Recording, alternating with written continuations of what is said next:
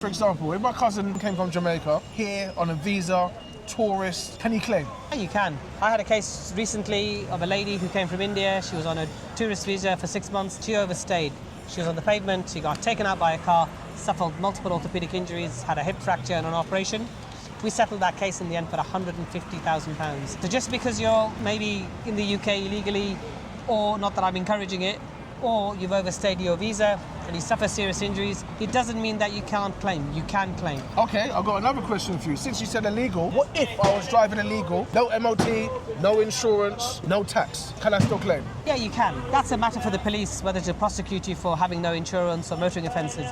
But if you've been injured due to a non-fault accident, you've been taken out by a car, you're on an e-scooter or in a car, you can still claim. What if one of my family members passed away due to an accident?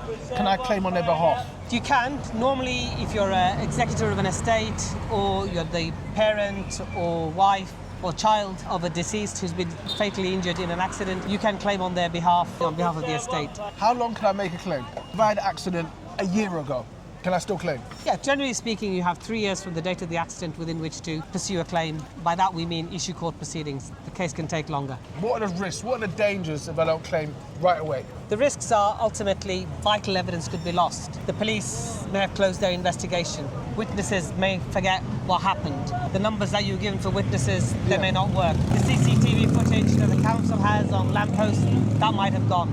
You could have lost critical evidence to support the case. We just recently had a case of a chap who was involved in a serious accident, had 5 or 6 operations. He never called the police. There's no investigation. It's only his word. It's unlikely the MIB, who deal in untraced hit-and-run type accidents, will deal with the claim.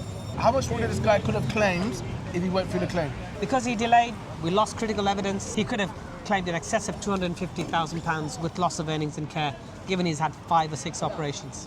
If you've been involved in a serious accident as a motorist, cyclist, pedestrian, e-scooter, Uber delivery driver, or at work, contact MR8 Solicitors. We're specialist serious injury solicitors.